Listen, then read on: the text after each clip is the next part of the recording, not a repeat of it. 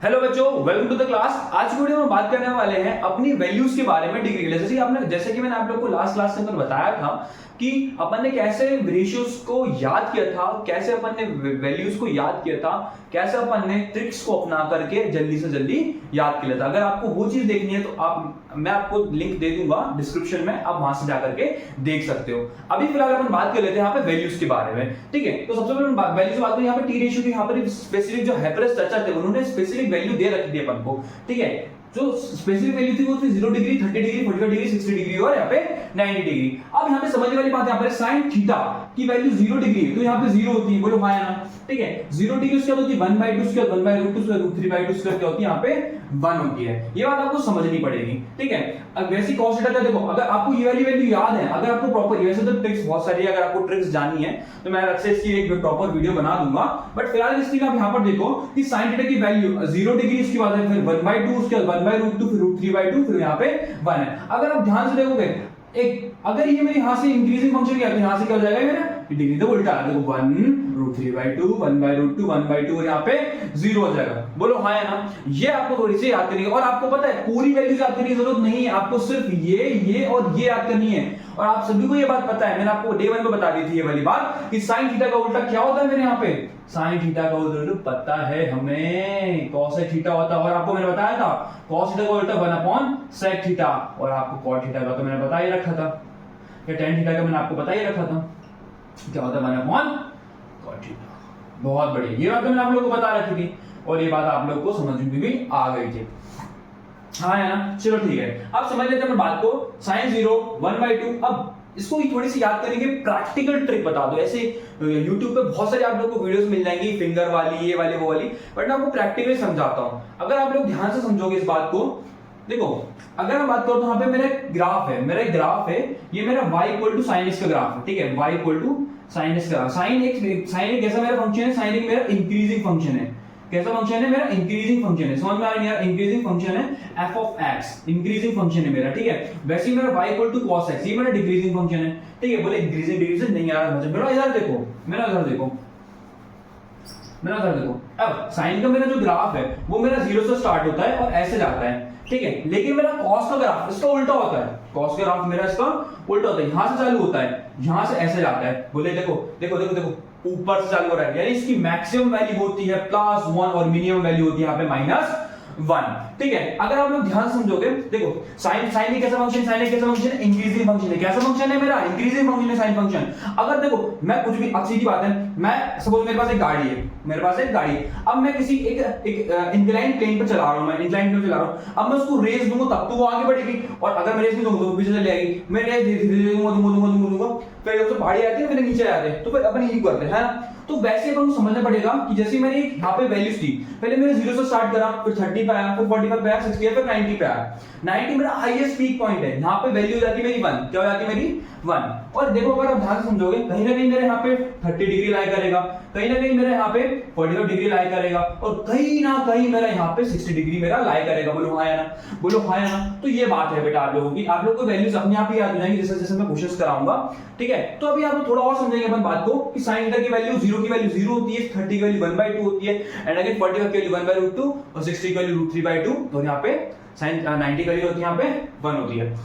समझ में आ रहा है नहीं आ रहा, क्लियर हो रहा है। एक और ट्रिक समझा देता हूं मैं आप लोग को। अगर आप लोग यहाँ पे, अगर आपको समझनी है तो देखो यहाँ पे आप डाल दो 1 2 3 4 डाल दो। समझ में आ रहा नहीं आ रहा। अब इसको आप डिवाइड कर दो 4 से, किसे कर दो डिवाइड से 4 से, इसको यहाँ पे 0/4, 0/1, 4 4 4। ठीक है, अब इसका डाल दो यहाँ पे पूरे में रूट डाल दो। क्या डाल दो पूरे में, रूट डाल दो। क्या डाल दो पूरे में, रूट डाल दो। देखो 0/4 का रूट 0 ही होता है। बोलो हाँ या ना, ये आ गई मेरी वैल्यूज। बोले 1/2, अरे हाँ 2 का स्क्वायर, शाबाश। अब वैसे ही √2/4, तो क्या लिख सकता हूँ, 1/√2 लिख सकता हूँ। देखो उधर देखो, √2/√4 को मिल सकता हूँ, √4 का क्या हो जाएगा 2, इसको मिल सकता हूँ √2/√2 into √2, तो हो जाएगा √2 कैंसिल हो जाएगा, मेरा 1/√2 बचेगा। तो मैंने यहाँ पे 1/√2 मैंने यहाँ पे लिख दिया है, ठीक है। अब वैसे यहाँ पे √3/4 में √3/2 भी आ जाएगा और यहाँ पे 1 भी मेरा आ जाएगा। अगर आपको sin थीटा की वैल्यू याद है, sin थीटा की वैल्यू याद है, आप लोग फिर तो cos x की अपने आप याद हो जाएगी। क्यों?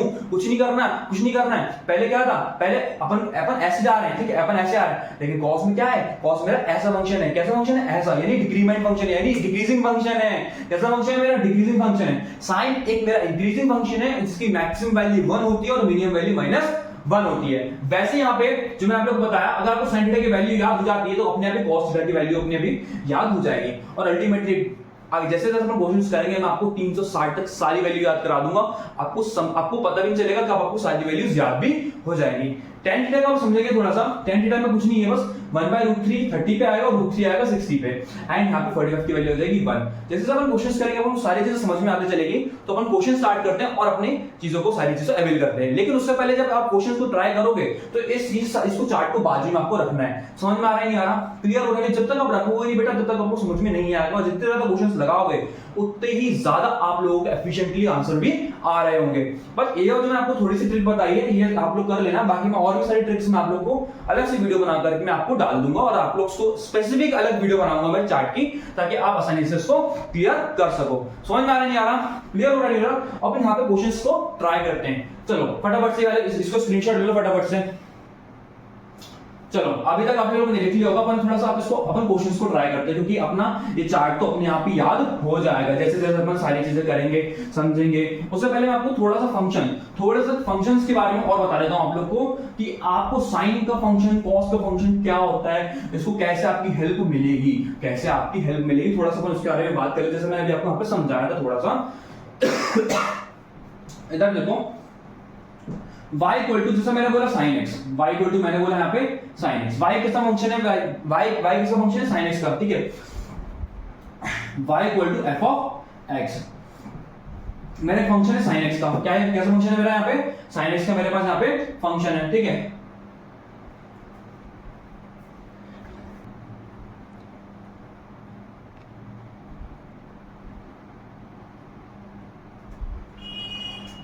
y कैसा फंक्शन है मेरा sin x का, एक मेरा फंक्शन है। अगर मैं बात करता हूं मेरे यहाँ पे, मेरा सपोज मेरा ग्राफ है, मेरा ये ग्राफ है, समझना ध्यान से। अगर समझ में आ गया सारी वैल्यूज यूं याद होगी, यूं समझ में आ रहा नहीं आ रहा? हाँ, अब देखो यहाँ पे ये कैसा मेरा फंक्शन है, मेरा ओरिजिन है, क्या है मेरा ये ओरिजिन है। अब साइन का ग्राफ मेरा ऐसे चलता है, ऐसा चलते जाता है। इसकी यहाँ पर मेरी एक साइकिल कंप्लीट होती है, मेरी यहाँ पे एक पूरी साइकिल कंप्लीट होती है, जिसको मैं बोलता हूँ यहाँ पे। अब देखो समझो मेरी बात को, यहाँ पर हो जाता है मेरा 90, कितना हो जाता है मेरा 90, और अब से आपको पता ही होगा, बोले पाई का बोले तो 3.14 मिला बेटा, हाँ 3.5, लेकिन अब अपन यहाँ पे जब रेडियन लेते तो 180 ले लेंगे अपन, ठीक है। समझ में आ रहा नहीं आ रहा? बहुत बढ़िया। अब देखो, अब यहाँ पे क्या आता है मेरा 90 डिग्री आता है, क्या आता है मेरा 90, तो यहाँ पे 90 को लिख सकते हैं π/2, और यहाँ पे आता है मेरा 180, तो इसको मैं लिखूंगा पाई। वैसे यहाँ पे लिखूंगा मैं 3π/2, और यहाँ पे लिखूंगा मैं 2π। अब समझना मेरी बात को ध्यान से कि साइन एक कैसा फंक्शन है, साइन एक मेरा कैसा फंक्शन है, इंक्रीजिंग फंक्शन है। कैसा फंक्शन है मेरा? इंक्रीजिंग फंक्शन है।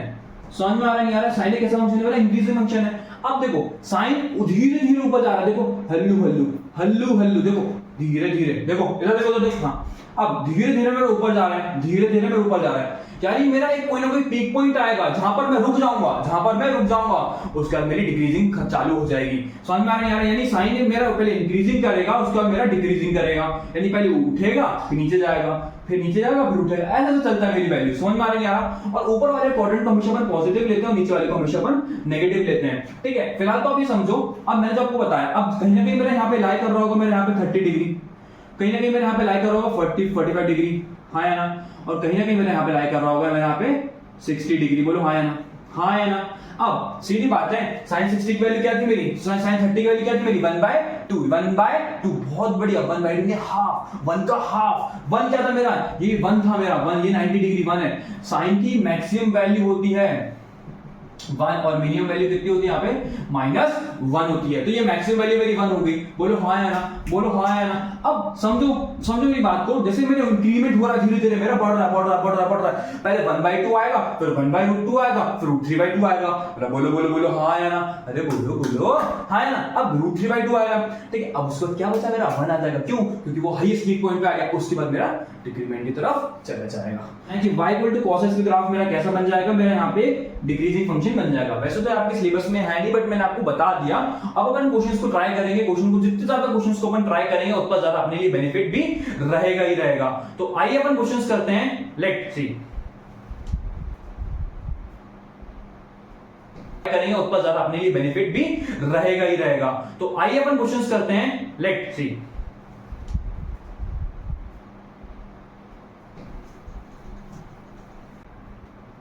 तो अपने पास एक क्वेश्चन आया हुआ है यहाँ पे। अब क्वेश्चन देखते हैं, सबसे पहले क्वेश्चन बोल क्या रहा है। क्वेश्चन अपन को बोल रहा है sin 60 cos 30 plus cos 60 sin 30। अब सब सिंपली अपन को क्या करना है, यहाँ पे सिर्फ और सिर्फ वैल्यू डालनी है, सिर्फ और सिर्फ वैल्यू डालनी है। अब sin 60 की वैल्यू क्या थी, sin 60 की वैल्यू क्या थी, √3/2। क्या थी, √3/2। अब cos 30 की वैल्यू क्या थी, मेरी cos 30 की वैल्यू भी मेरी वही थी। अरे हाँ है ना, क्योंकि अपन ने हाथ से उल्टा चालू कर दिया था अपन ने, याद आ रहा है नहीं आ रहा आपको, बहुत बढ़िया। अब cos 60 की वैल्यू यहाँ पे क्या थी, 1/2। समझ में आ रहा नहीं आ रहा। और मेरी sin 30 की वैल्यू कितनी थी, मेरी यहाँ पे 1/2। समझ में आ रहा नहीं आ रहा, क्लियर हो रहा नहीं हो रहा। अब यहाँ पर मैंने सिंपली जैसे मैंने क्या किया, यहाँ पे sin 60 की वैल्यू डाल दी, यहाँ पे cos 30 की वैल्यू डाल दी है, प्लस का प्लस मैंने रख दिया, cos 60 की वैल्यू में डाल दी इंटू sin 30 की वैल्यू मैंने डाल दी है।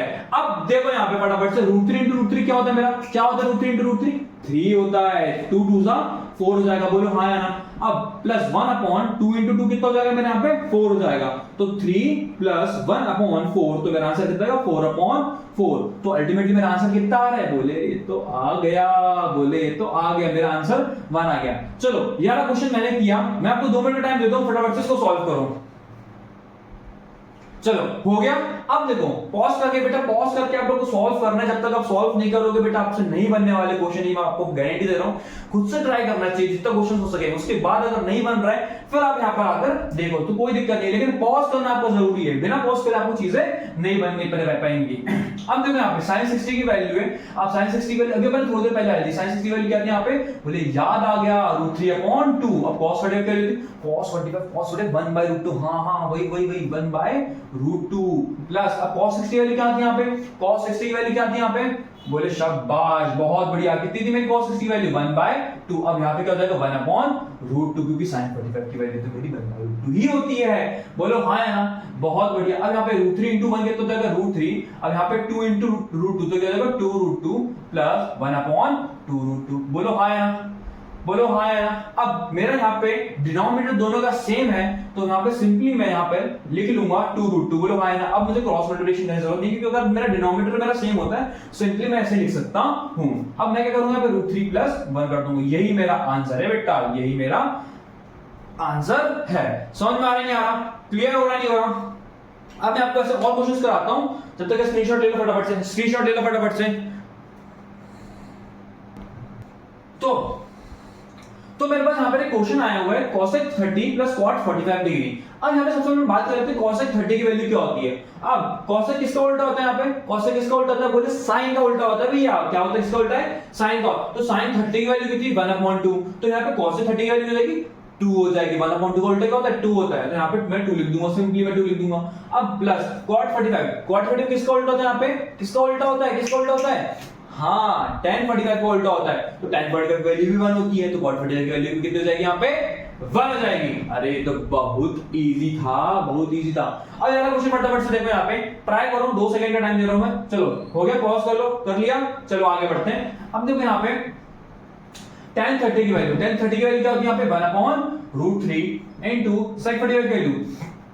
अब sec 45 किसका उल्टा होता है, किसका उल्टा होता है sec 45, बोले भैया ये तो होता है अपना cos 45 का उल्टा, है कि नहीं है, cos 45 का होता नहीं होता। अब cos 45 की वैल्यू क्या होती है, 1/√2। तो इसकी क्या हो जाएगी, यहाँ पे √2 हो जाएगी। क्या हो जाएगी, यहाँ पे √2 हो जाएगी। अब tan 60 की वैल्यू है, tan 60 की वैल्यू क्या होती है, √3 है। क्या होती है, √3 होती है। बोलो हाँ या ना। अब इनटू sec 30 की वैल्यू क्या हो जाएगी, यहाँ पे sec 30। अब sec 30 यानी cos का उल्टा, हाँ या ना, cos का उल्टा। cos 30 की वैल्यू क्या होती है, यहाँ पे cos 30 की वैल्यू होती है √3/2। तो यहाँ पे क्या जाएगी, 2/√3। क्या हो जाएगी, 2/√3। √3 से √3 कैंसिल हो जाएगा। अब मेरे पास क्या बचा, क्या बचा, √3/2 root two upon root three plus two upon ये बचा मेरे पास, बोलो हाँ 2.1 बचा मेरे पास, कुछ नहीं है तो 1 है। अब मैं फटाफट से यहाँ पे क्रॉस मल्टीप्लाई कर दूंगा। अगर आपको पता ही होगा क्रॉस मल्टीप्लाई कैसे करते हैं, a upon b plus c upon d है, तो मैं इसको कैसे करता हूँ, b into D, a into D plus c into b करता हूँ, यही करता हूँ, नहीं करता हूँ, हाँ या ना। अगर आपको नहीं पता तो आप लोगों को पता चल चुका है। अब यहाँ पे रूट थ्री इंटू वन, ये हो जाएगा 1 into root two plus 2 into root three, तो यहाँ पे क्या जाएगा root two plus 2 root three upon root three आ जाएगा। ये रहा मेरा आंसर। इसको और आप इवैल्यूएट कर सकते हो, और आप इवैल्यूएट कर सकते हो अगर आपको करना है तो। समझ में आ रहा नहीं आ रहा, क्लियर हो रहा नहीं हो रहा, ये बात मैंने आपको बता दी है। समझ में आ रहा नहीं आ रहा, बहुत बढ़िया। अब मैं आपको एक और क्वेश्चन देता हूं ताकि आप लोगों को अच्छे से क्लियर हो सके। चलो फटाफट से मिटा दो इस क्वेश्चन को। चलो ठीक है, अब एक तगड़ा क्वेश्चन अपन लेकर के आते हैं, तो पॉज ले लो फटाफट से, जल्दी हो गया। आगे मैं करा दूं, चलो इधर देखो। अब यहाँ पे क्वेश्चन क्या बोल रहा है, 2 into sine for 30, sine for 30, sine 30 value कितनी 1/2 होती है, तो 1/2 का whole square into tan 60 value क्या होती है, tan 60 वैल्यू रूट 3 होती है। बोले हाँ शाबाश, बहुत बढ़िया।